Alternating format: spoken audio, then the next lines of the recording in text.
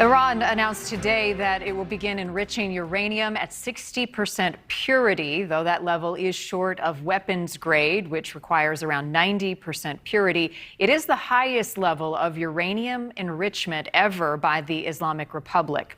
The announcement came after a cyber attack Sunday on the country's nuclear facility. Iran has blamed Israel for the attack, which caused a blackout and also damaged the facility's centrifuges. The news also comes as the U.S. and Iran are set to resume indirect talks to restore the 2015 nuclear deal tomorrow in Vienna. During today's White House press briefing, Press Secretary Jen Psaki said that Iran's announcement has not changed those plans.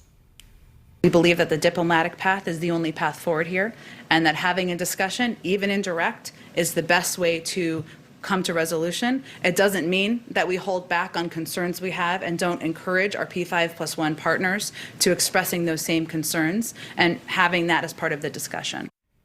The Trump administration had withdrawn the U.S. from the Iran nuclear deal in 2018. In recent months, Iran has stopped following several key clauses to that agreement in response to U.S. sanctions. President Biden has said Tehran must resume full compliance with restrictions on its nuclear activity before the U.S. can rejoin the pact. Joining us now to discuss what the next steps are and also the likelihood of a new deal being reached is Trita Parsi. He is the co-founder and executive vice president of the Quincy Institute for Responsible Statecraft, as well as the founder and former president of the National Iranian American Council. Trita, appreciate your time tonight on NewsNation Prime. Thank you. Americans may be concerned about Iran ramping up enrichment right now. Should they be?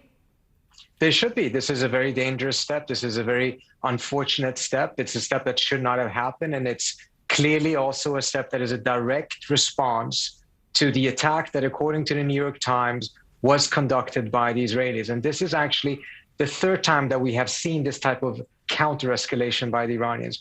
When the United States pulled out of the deal that Trump did in 2018, the Iranians, after a year, ramped up their enrichment above 3.67%. Then when the Israelis assassinated the Iranian nuclear scientists, they went up to 20%. After this cyber attack, which seems to have been more than that because there was also a major explosion at the site, they're now going up to 60%. What this shows is that there is no military solution to this. There's only a negotiated solution, because the more the Israelis attack, the more the Iranians ramp up their nuclear program. Your group supports a nuclear deal with Iran, but critics wonder if the U.S. should re-enter that deal when Iran remains on the U.S. Department list of state supports of terrorism.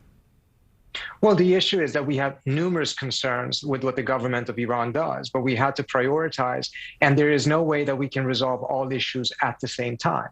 The nuclear issue was the one that is the most pressing one because of the threat that it could pose to the United States and many allies in the region. So it was critical to first put that in a box before we started addressing these other issues. We never got to the before because Donald Trump pulled out of the deal. Had he not done that, we would now, hopefully, probably have been in a stage in which we would be able to address the many, many other issues that the United States has with the foreign policy of the Iranians. As you stated, Iran has violated the current deal multiple times. Why should the U.S. consider entering back into it when Iran has stopped adhering to several of the key provisions set forth?